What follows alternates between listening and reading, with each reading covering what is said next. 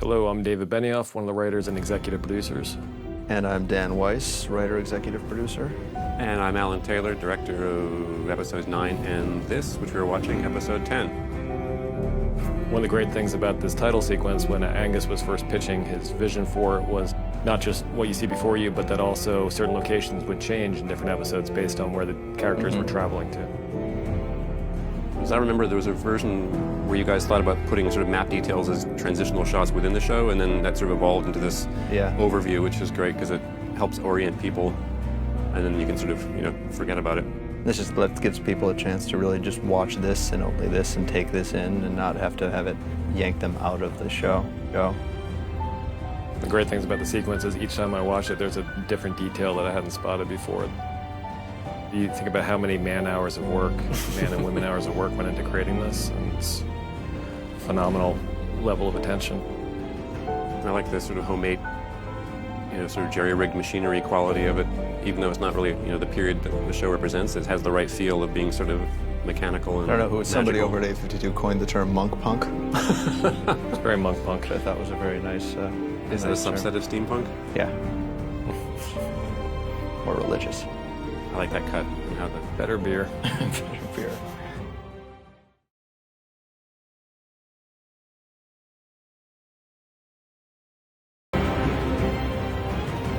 And then it goes kaboom. Opening shot, probably the grimmest opening shot of any of the episodes. Thank you, Alan. We had a dilemma, which was we ended the last episode in the same scene. We had to begin in the same scene. I was trying to figure out ways to take us back into it that would feel sort of intense. The idea was to try and capture Arya's kind of state of mind, since she's the person we're sort of riding with. In case anybody wondered whether or not Ned was actually dead. Look at me! Look at me! I think everybody agrees that Maisie is one of the wonderful discoveries of the show. Is Very Arya. much. There's a bright boy. We probably looked at 200 different girls for the role of Arya. I think it was the hardest to cast in terms of sheer numbers of people we looked at, and found Maisie very late in the day. She was one of the very last people we saw, which was terrifying. It's a good feint. Yeah, it was a really good feint. Yeah, She she went did there it well. several times in minimal padding. This was the first shot I shot in Malta. I remember. I'm not a boy! You're not a smart boy, is that what you're trying to say? Do you want to live, boy? Here we have Francis McGee as Yoren. North, boy. We're going north. And here we go north. That was what you call a transition in dialogue. Yes. I remember there was some discussion as to whether we go to this dream a few times over the course of the season, and how much we had to be literal about seeing if somebody asleep or waking up from the dream. And by this point, you guys had felt like we could sort of just assume people got it. And The transition here, this transition that you devised, I 3 eyes. am a big fan of. I thought it was a clever solution. It's a shot stolen from a Tarkovsky movie and suggested by Alex Sakharov, our DP, and then claimed as my idea. Which Tarkovsky movie? Stalker. There's Stalker. a scene where he's carrying his crippled daughter near the end of the movie, and it seems magical that she's walking, and then you realize he's carrying her. You've left me on the That's wall. real snow, I believe, right? I think that was actual snow, not You're probably right. It was fake this- snow. Yeah, it may well be. This was when the UK had its worst winter in 40 years. Was just about starting when we were shooting this stuff. Right, we kept saying winter is coming, and clearly by episode 10, Oops. It was here. It had even made its way south. Supposed to marry her. I was really happy with the way we shot this stuff, he's sort of telling his life, the family story, and But started a war we kind of explore the space with him. He killed Rhaegar, Yeah, it's beautiful. but she died anyway. That's where I saw Father. You see? And this is a location, dead. it's a real crypt. So.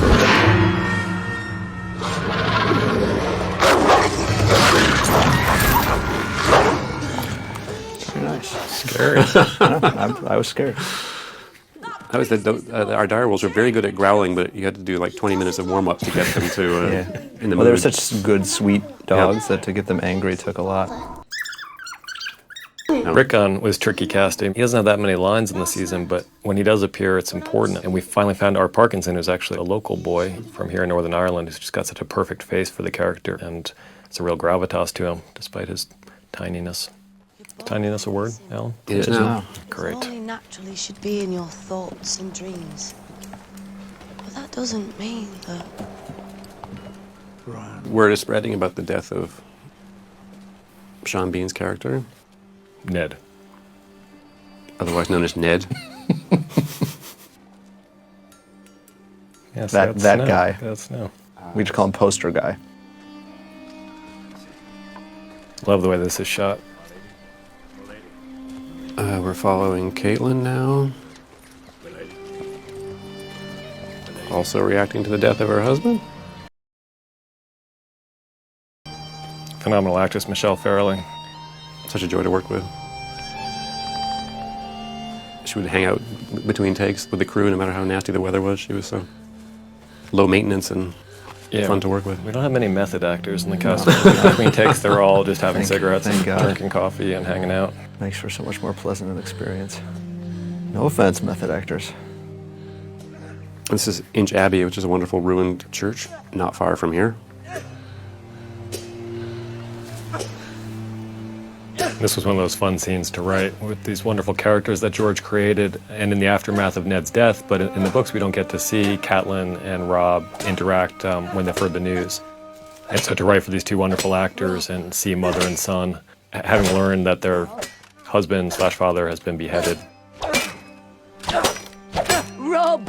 Richard had a great party in his room at the Europa Hotel the night before we shot this scene. All to get into character. That was a sort of a method move, Yeah. in a way. I just like the way we go handheld for that stuff, and then we go into a very smooth dolly shot to end it. And they both do such a great job here. Yeah. Every one of them. Yeah, this last shot on her eyes Kill is... them all. Well, it's fun because she's usually the reasonable, she's always the voice of reason, and here she has to be something besides that. They have your sisters.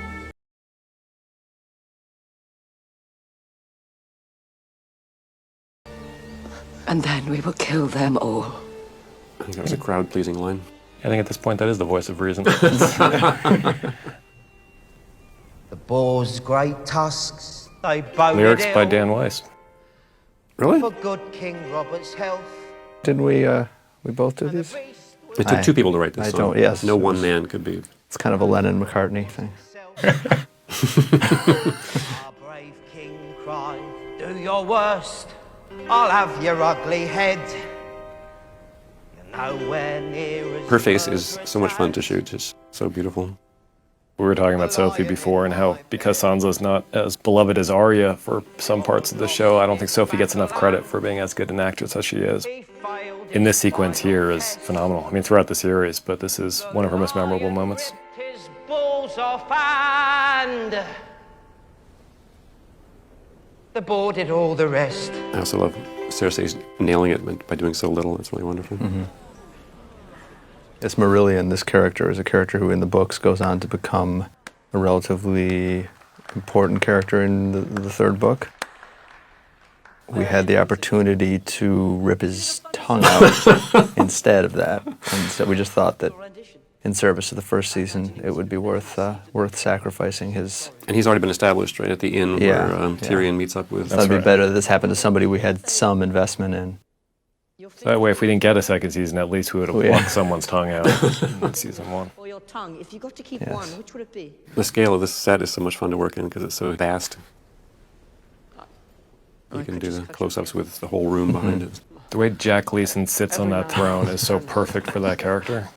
Dan and I were writing a script the other day, and we had some line in about his posture on the throne, and we just cut it out because we don't need to tell Jack how to sit on the Right, throne. he's the only one that sort of seems to suit the play of that.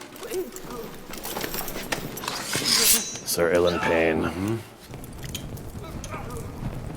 Who is professional enough to... Cauterize the blade. He knows his business. rest of the matters to you, Mother. We had a long conversation about what to do with the crown when he got up. Yeah, I remember. Thank God the Hound was there. Although, what happened to the crown in that cut, we'll never... No, it's not around. No. Oh, there it is. Yes, there it is, Okay. right in his hand. Okay. You look quite nice. Thank you, Linda Marshall, our script supervisor, for continuity, I'm king now. non-error. There's some discussion as to whether we should actually feature and cover the tongue pulling, but I'm really glad we did it much this more. way. I love it Out this of way. focus was great. Yeah. Great decision. Do as you bid, child. The developing relationship between these two. Yep, much more to come. Sir Maren Trant. And as soon as you've had... Yeah, I love her in this scene. Yeah, I think she just did an amazing job in this scene. I love his outfit. Yeah, he looks great. How come that the villains always get to dress so well? Just like real life. Mother says I'm still to marry you, so you'll stay here. Sansa's hairstyle evolves over the course of the season. I think this was, I'm not sure where the idea came from. It might be from Kev, though, our hair designer, where, you know, she travels south. She's so influenced by the Queen and by the Queen's handmaidens and the noble women of the capital that Kev thought it would be a smart idea to see her hair evolve over the course of that. And we ended up writing it into a scene she has with the Septa Mordain earlier, where the Septa is kind of criticizing her southern hair. But I believe that was Kev's idea originally. Yeah, it was a good idea. She gets to the point where she's emulating the people who did this to her and to her So father. the Stockholm Syndrome kicks in. I'll tell you what. I'm going to give you a present.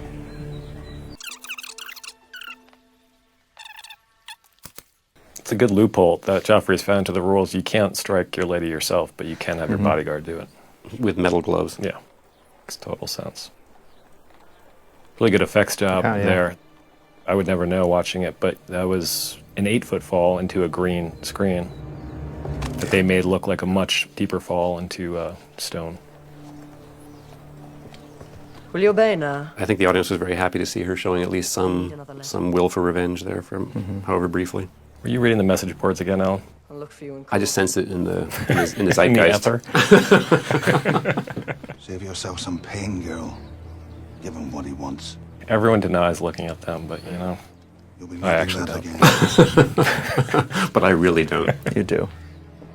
When people come Only in the that room Twitter and see feed. you looking at them, you turn it off really quickly and turn on the porn.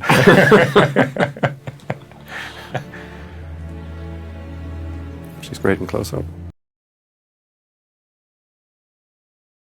And this takes us to The proper course is clear. the King of the North. Pledge fealty to King Soon to Renly be. and move south to join our forces. Don't give it away. great scene, really rousing scene, and You beautifully cannot shot, hold sir. Joffrey, my lord. He put your father to death. Again, we're back in Inch Abbey, which is a wonderful location, and Alex Sakharov doing great cinematography, as he always does. Bran can't be Lord of Winterfell. Renly is not right. It's my favorite line. It disappeared from the soundtrack for many iterations, and I thought it was gone. And then in the final mix, it showed up again, and I was so And I happy. kept thinking, where is this extra making up this line? And then I Yeah. realized it was in the script, and you guys actually wrote this. No, it wasn't in the No, script. no, it It's wasn't in the script. Renly is not right. It's in the script. No, I think it must have been added afterwards. It was added afterwards. Renly is. We wrote that? No, I don't think anyone ever wrote That doesn't Renly's even not make. It right. doesn't make any sense. Well, I can find it. I can point it out.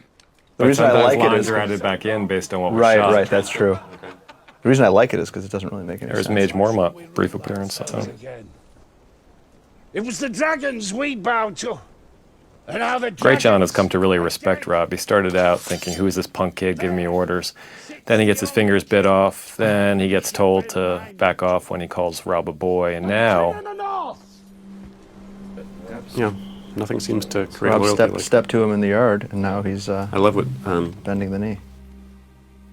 what he's doing here. The shift in his eyes, where it's half tenderness and half a kind of taste for back the glory. You see it all playing in his face. It's really yeah, wonderful. Richard In Madden, the north. phenomenal performance. In the beginning of the season, just seems like this temperamental kind of callow youth, and seeing the course of his evolution into this leader of men was something to behold. My sword is yours, in victory and defeat. This friendship becomes increasingly important, Theon and Rob. The king in the north. Travel goes over great changes. All the relationships keep shifting. When you think you should understand them or have them pigeonholed, they keep evolving. I love what she did. I love what Michelle does in the scene too. And another shout out to Ramin Yeah. Djawadi, just a great rousing score for this great rousing scene. And it's nice, we sort of coming out wide to hear the whole village, not the village, but the camp reacting to this. Yeah, that was a very good shot, sir. Which I think you did at 6 in the morning or something. Oh no, we never went over. We never went late. Well, it was a night shoot. Everything was all fun all the time. I remember it was during the course of this night shoot that I really came away with great admiration for Nikolaj, who plays Jamie, because his performance is so subtle and so layered. There's so much going on behind the eyes. It would be easy just to think of him as a villain or a scoundrel, but you can see that there's layers of regret and self-hatred and stuff going on beyond the standard villain role. He's a character, when you first meet him, he just appears to be a smirking villain, as you say, and then in subsequent scenes, I'm thinking of the scene with the father, with Tywin Lannister, when he's skinning the stag, and you see this is a wounded son, and then again in this scene, as you say, that he's not just the villain, there's a lot more to him.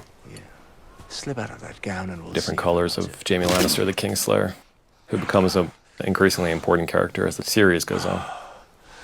I do like a violent woman. I actually like that people might write him off as a villain in the beginning, rather than showing all the dimension right out of the gate. Let people think they know something about someone and then show them the different angles. Again and again. Shallow, one-dimensional writing is a positive. Yeah, we did that on purpose. It was a purpose. I think it's just good to know that you can push a little boy out a window and cripple him for life and still be redeemed by later kindness. By being hit by a rock. The 7 hells if the gods are just.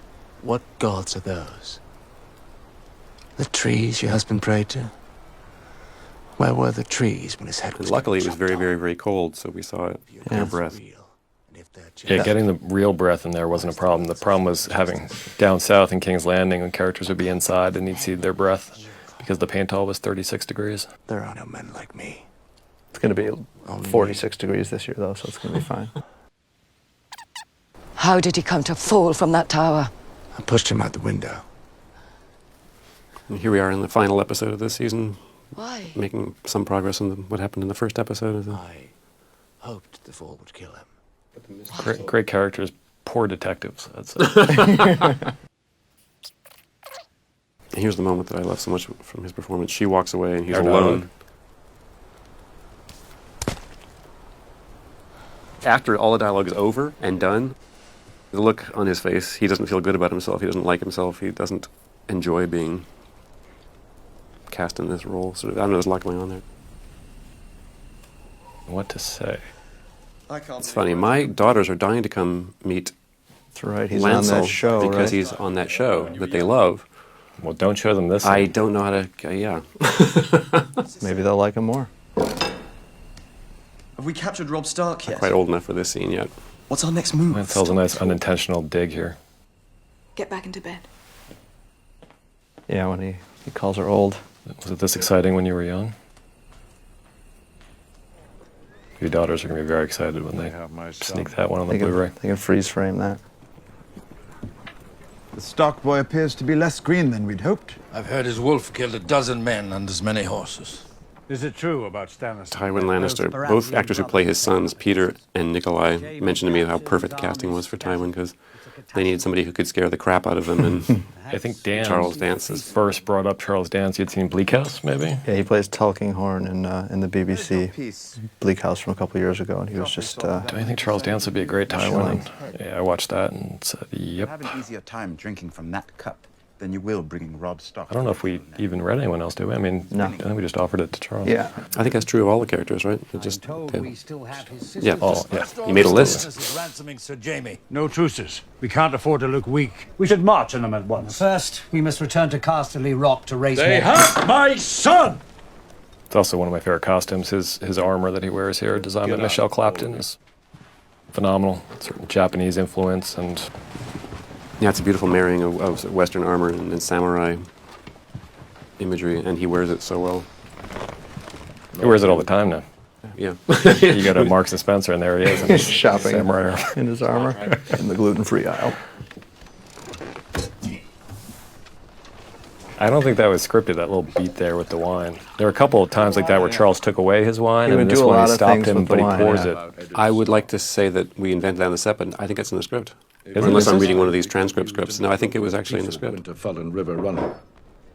Maybe it's the one that's in an earlier episode where he takes the wine away. Where he takes the wine away from him, yeah. Now, madness. Madness and stupidity. That was real wine, by the way, so by the end of the scene, Peter was so drunk he couldn't stand. I always thought you were a stunted fool. Charles was drinking grape juice.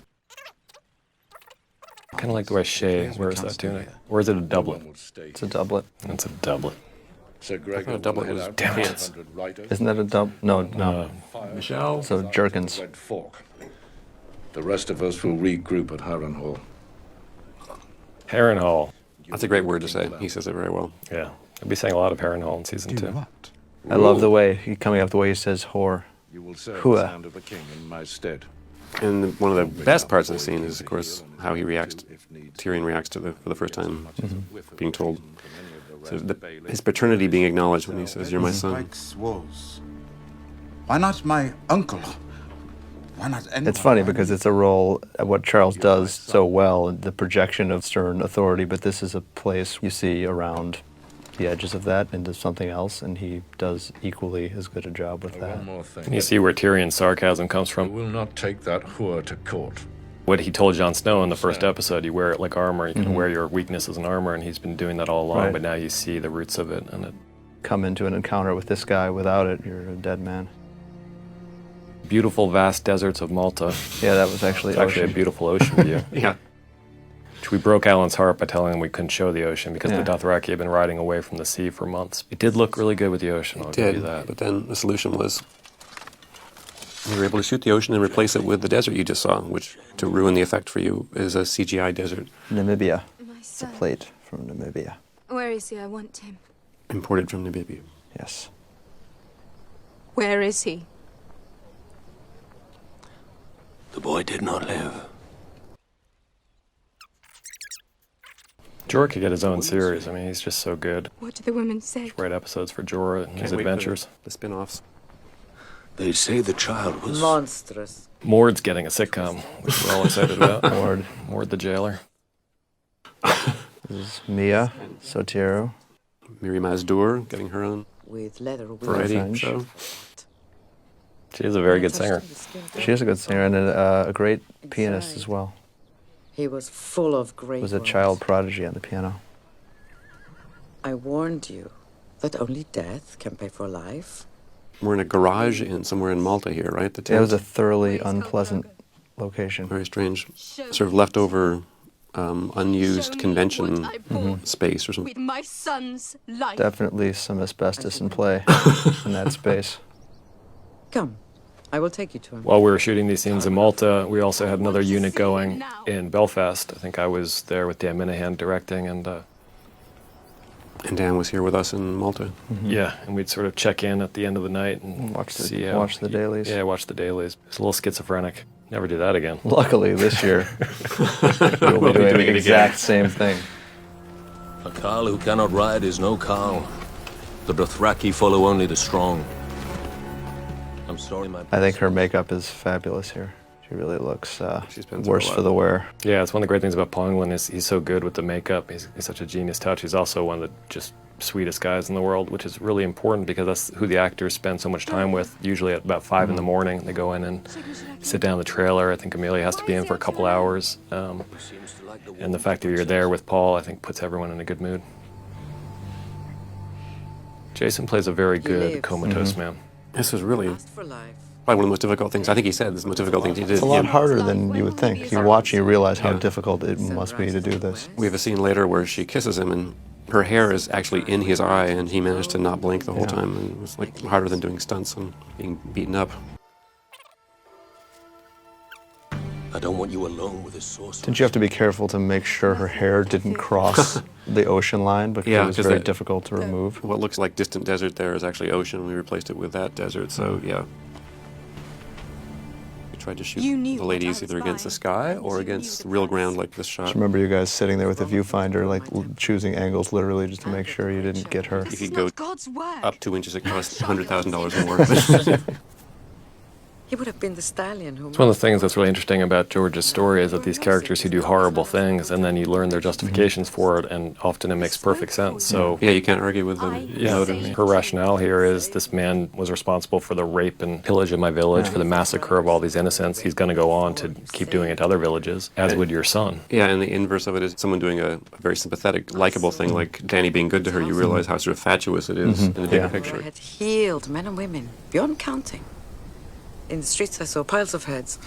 The head of a baker who makes my bread. See, no hair in the ocean. The head of a We're young good. boy that I had cured of fever just 3 moons past.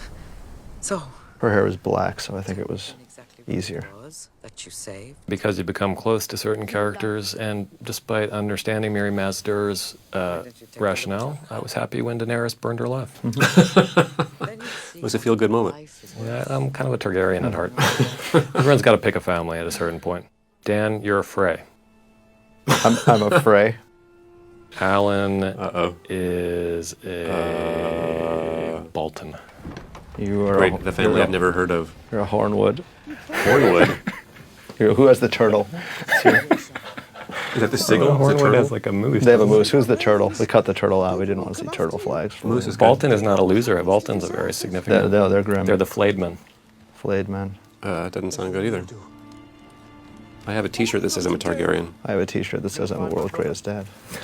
So I guess that gives the lie to those T-shirts. You can't leave us now. We need you here. Move. Samwell's wonderful. Tarley. I'll let you go. Soon be replaced by his stunt double, who is, at one point, I think, England's the bare knuckle underground boxing champion. Right there. Right there, taking the fall. It's hard to take a hit from a horse. Ghost. At last. Yes, and we have heard, why are the wolves MIA? We do try to put the wolves in as often as we can. The problem is just every time you introduce a dog into a scene, you're basically doubling the length of the shooting time. So we have to be a little bit picky and choosy. You said you couldn't take anyone with you to King's Landing? No, he said. We've got some great dire wolves coming up in season 2, right, Alan? Why are you kicking me? Yes, sir. It's going to make that happen. He said, don't bring Shay with you to King's Landing. I believe he used the word whore. A lot of use of the C word in this series. I think Tyrion's usage of it coming up might be the I'm funny now. winner. Shay, the funny whore. My father's probably the most powerful man in the country. Well, in British idiom, It's not it's more a common. big deal over here. Yeah. But in the States, a bigger deal. Everywhere always has to do exactly what my father says. He's always been a cunt. Did you just say the C word? She's offended. She walks out. And this we shot in a tent on location. Yep. Using heaters to get it just barely warm enough to not see their breath. Mm-hmm. I know what a hand needs. Fill in your punchline.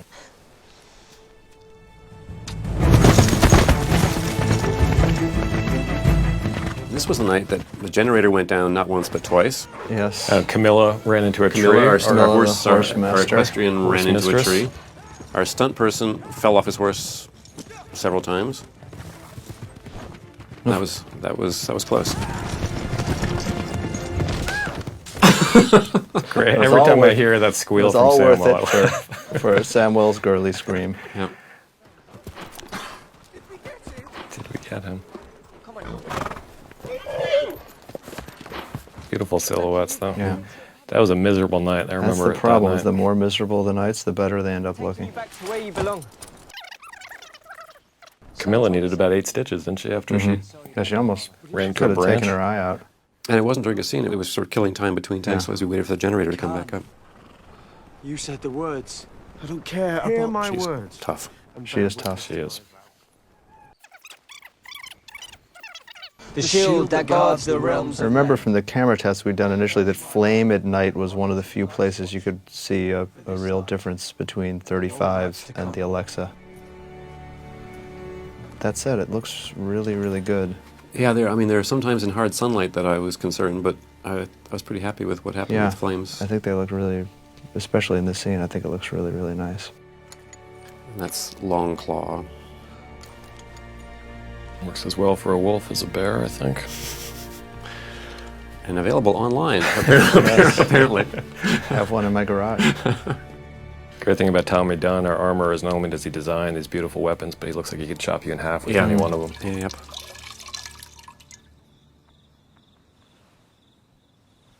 It's another scene that requires a great deal of comatose skill from our man Momoa. As you're being sponge bathed by a beautiful woman. All All of our actors became really amazing at this invented language. Jason was sort of the authority. Yep. And we had an advisor on set, right?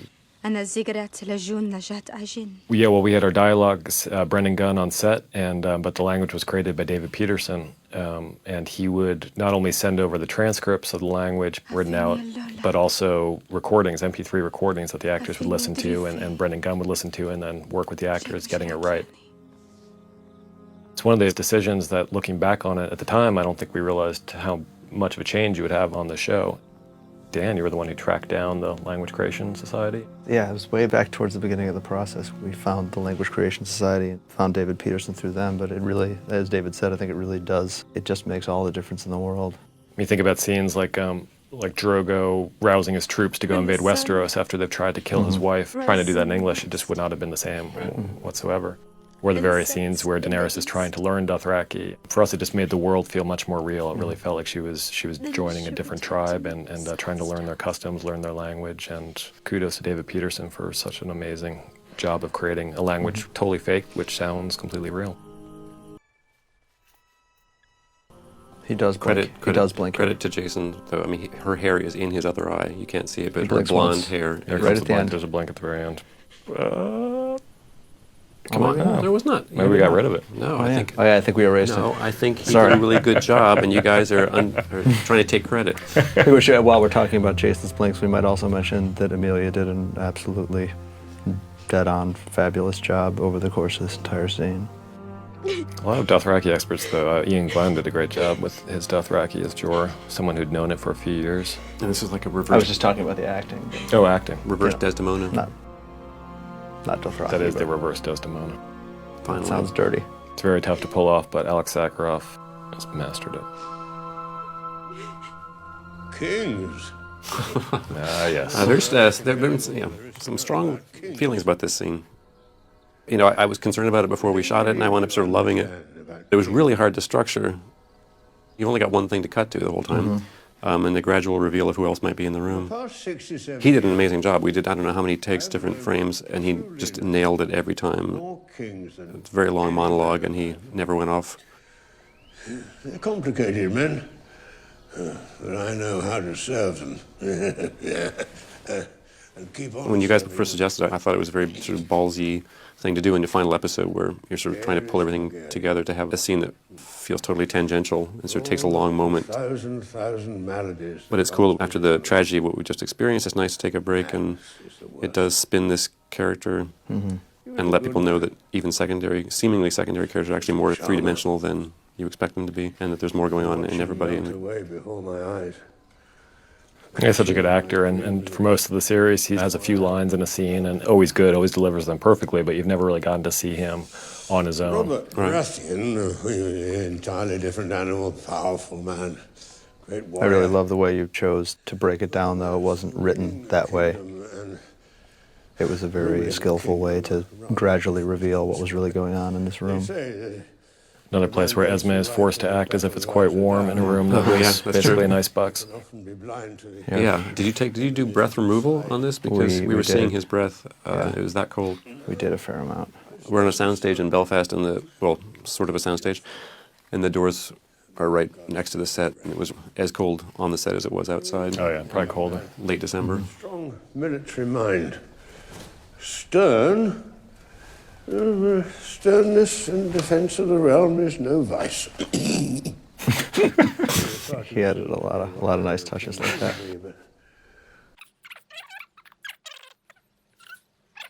You said the thing you need to understand about kings. Things? What? When you started. Never mind. Let me see you out, my dear. It's all right. No need. Yes. Beautiful dress. Till the next time. We always refer to this as our Kaiser Soze moment, a bit of a rip-off of our buddy Christopher McQuarrie. You see that Pycelle, who's been limping around, hobbled old man for the entire season, is actually not quite as infirm as he's led you to believe. Yeah. I think also that to the whole speech he gave about all the different kings and what he thinks about them might not actually be what he really thinks about the people he serves. And here he resumes his character. He's saying that Pycelle is not a reliable narrator? Yeah. But that's, a very long time to take in a final episode, so it's either brave or it's When you folly. imagine yourself up there, how do you look? Does the crown fit? Do all the This scene sort of mirrors an earlier scene between these two, right, where they... In episode 5, right. Yeah, we love writing these scenes for that. Again, these are scenes that aren't in the books, but these characters are so wonderful. They're kind of like the two great connivers in George's narrative. We never got to see them alone together, and we wanted to, so... And what would you do, my Such friend, fine if you actors, found Aidan yourself Gillen and Conleth Hill.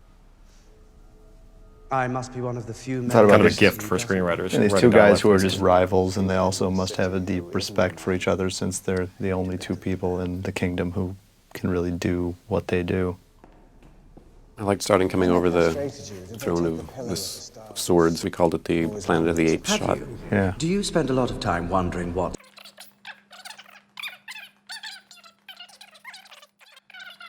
I consider it a stately progression down the throne. I admire you. And I admire you, I love the Lord dead look in his Benioff. eyes when A grasper from a minor house with a major talent for befriending powerful men and women. You think about Aidan's performance as Mayor Headey in The Wire, and then Littlefinger. Two very ambitious political characters, but who couldn't be more different in other respects. In mutual admiration and respect. Both so fully inhabited, just a phenomenal actor. And then Conleth, who's a wonderful stage actor. I think he's won 2 Oliviers, hasn't he? I believe he's won. He's kind enough to shave his head for us as well. Shall we begin? You're Harry now, hear me? Harry the orphan boy. No one asks an back orphan in too Malta, many questions. so the beautiful All back they streets get that they shits. have in... What's your name? I love how sullen she is, dubious. Half of them would turn you over to the king quick as spit. Kind of a guardian angel figure, but it's a pretty rough guardian angel. He's not a sweetheart. Arya seeing who she's going to be making the trip with. We'll see more people like that. Yes. Much more of Jacob. He's got a sword, this one. What's a gutter rat like you doing with a sword? Maybe he's a little squire. He ain't no squire, look at him. He looks like a girl. This is a fortress in Malta, and we sort of turned it into a dying area. Gemma came up with a sort of design, let us use some color in the background. It's really nice. We'll take it off him. Give it here, midget.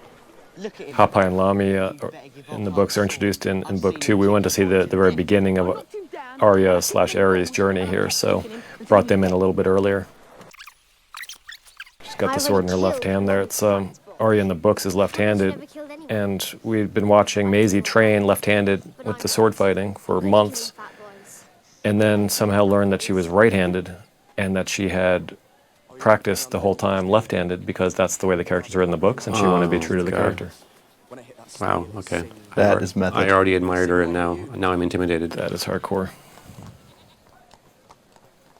Maisie said that a couple of the fans complained because there are shots of her fighting with the right hand in a couple of scenes, but the truth is, Sirio Farrell, It was a gift. great fencing instructor, dance master, former first sword to the Sea Lord of Bravos. I think he would teach you to fight with both hands, you know? You chase cats, you stand on one leg, You left, you fight need a with your right. hand. Yep. Back off. But my master got sick of me, so here I am. A real, well, not our introduction to Gendry, but our introduction to Arya and Gendry. And winter is coming. A lot of winter is comings in this series, obviously. That's one of my favorites, the way Francis delivers it. And he gave us about 12 different reads of it.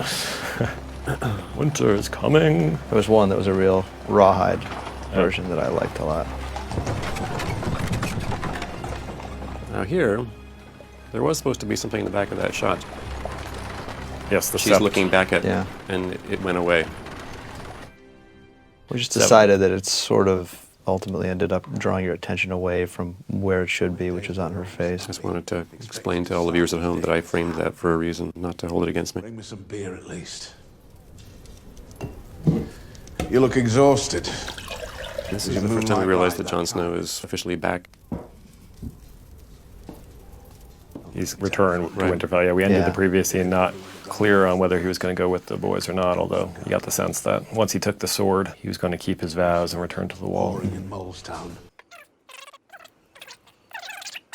Good. This is a fun scene because it sort of ends as a kind of rousing call to arms. Yeah. It takes us up to the north. The Rangers are reporting whole villages abandoned.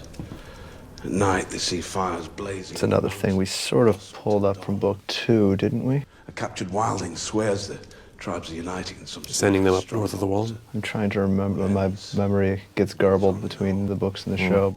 Outside Eastwatch, Coster Pike's men discovered. One of the great sets of the whole series, Castle Black, that Gemma Jackson and her team built. And one of the difficult things about this show is that this phenomenal set standing there, and we actually won't be back there for the entire second season.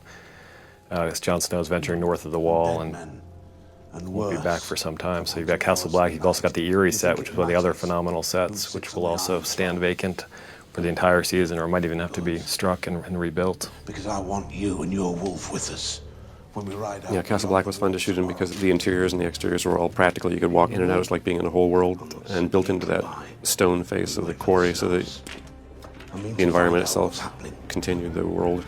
The Night's Watch will ride in The rock force face you see there, which is the base of the ice wall, is the quarry wall in our set. And we will find Benjen Stark, alive or dead. James Cosmo's got one of those great voices that can really propel you through a montage like this. Yeah, and what a face, what a warrior's face. And a big man. He is a very, very big man. We were with him doing ADR in Los Angeles. And he beat you up. Well, he easily could have. Yeah, he's a nice man, luckily, but also, if you had a t-shirt on, you realize that he has 30-inch biceps.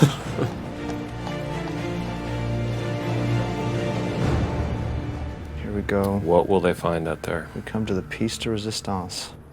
Again, Jason doing his astonishing... It's really a song of ice and fire when you think about it. If you really, really think about it. The dragon's eggs that we've been mindful Elias of. there playing Recaro, who doesn't have that much screen time in season 1, but is a superb actor. And it's again, all credit to Nina Gold for helping us find some of these actors who are so wonderful, even with the scarcity of lines to deliver. Hopefully we'll see much more of him. Dragon eggs in the Nightlands. Sell them. You can return to the free cities and live as a wealthy woman for all your days. They were not given to me to sell. In this scene, for Daenerys was really the scene we sort of had to cast towards because we knew from the beginning it was where she was headed. Right. And it was also, we knew from the outset that it was going to be the most difficult thing for a young actress to really sell. I know what you intend. Do not. I must. You were casting for where you knew the character was going, and I think a lot of the audiences reacted with grateful surprise that she's grown from what they first thought, and she was sort of hiding this kind of at the beginning and then revealing it at the end. Is that what you fear? Again and again, here and in the moments later on after the fire, she has such sort of simplicity in the way she plays the moments, but they have that grace that comes with authority or a transcendent spirit. She's really quite amazing for such a young person. You can also do a perfect anime face. Yes. Anime, like the anime smile. Yep. It will be as brothers and sisters. It's good to have a fallback. As husbands and wives. The stirring speech, and yet half the Khalasar is Yeah, walking I love along. that. I love that. So we're not playing it. Well, the problem is they don't speak English, so I have no idea what she's talking about. Only it said that in Dothraki. Miri Mazdur does. She is snickering. I like Jorah's reluctance. Yeah. I think his reaction here and in the next scene, his reactions Yeah, are his very reaction. important components. They're not as loud as the rest of the scene, but they're really a crucial piece of the pie. Daenerys Stormborn of House Targaryen. First time she calls herself by her kind of official name, I am Daenerys Stormborn. The formalities that we've heard throughout the series, you heard it when Ned Stark is executing Will the Ranger. You hear it later, throughout. Various formalities used to introduce yourself. We haven't heard from Daenerys before, and here you do for the first time, where she's really becoming a queen. Not just a Khaleesi of the Dothraki, but a queen of Westeros that she believes she rightfully is. I think this is where the real Joan of Arc starts to set in. She's about to do something completely crazy and insane and suicidal, except she knows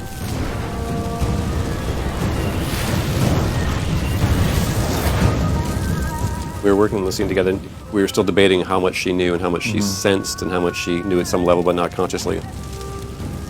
She did a wonderful job of bridging all those possibilities in the way she played it. And the way Jorah is torn up but relinquishes her to it. He does a really great job. Her first step forward here is just so wonderful. It's like peaceful and compelled and... Yeah, the peace on her face and the kind of anguish on Jorah's face is a wonderful contradiction. If I may say so, sir, you did a very nice job of assembling all these pieces into a, Bravo, into a Mr. whole, Taylor. which is not easy. Emilia almost lit herself on fire walking towards the fire, so we had to cut that. Yeah, very short. She didn't go for the version where we just burned her. Yeah, and oh, that was a... I was very happy for really this nice shot. shot. We had the shot designed just to sort of see the fire, and then decided while we were up there to start rotating it, and it became a really wonderful image. This was always what we knew would be the last scene of the season. It's the last scene of the book, and we thought it was a perfect ending, and there was no reason to screw with it. But knowing what we thought it could look like, and then having someone come in and make it far better was really one of the most rewarding parts of this whole show.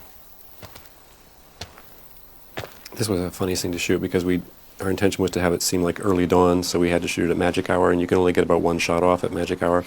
So we spread it over the course of 3 separate days, and we would dash down to our set here and grab 2 shots, and then to get the rest the next day. In the middle of storm season. Right. Very, very lucky. And it all comes down to this look on her face when she looks up. Not everybody can do this.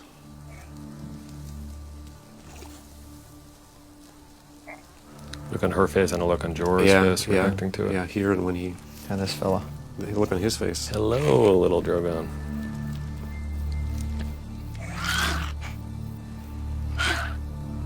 Watching and contributing to the process of designing the dragons was a lot of fun. A wonderful job by that team. We're working with not a huge amount of time and not a huge budget, but... And the crucial thing is they not just be dragony dragons, but they seem like newborn creatures. Yeah. They're her babies, And slightly she's the mother. awkward and still fumbling and finding their way. Because they didn't just design the look of the dragons, they designed the way the dragons moved, the way they cling to her, and one of the 2 cues that was recorded live, actually, that Ramin Javadi wrote. This was recorded in Prague. Yeah, with an orchestra and a chorus. And a choir. Exciting. How it finds its feet for the first time.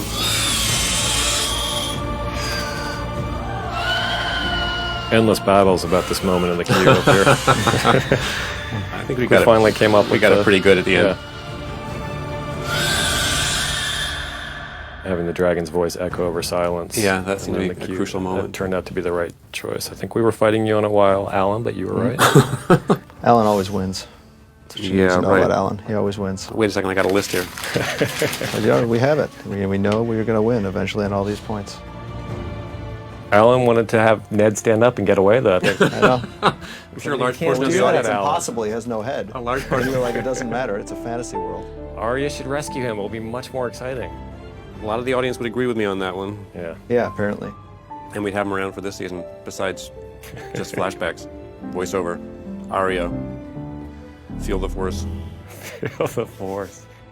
Thank you all for listening. This is Thanks, David guys. Benioff. Dan Weiss. Alan Taylor, thank you.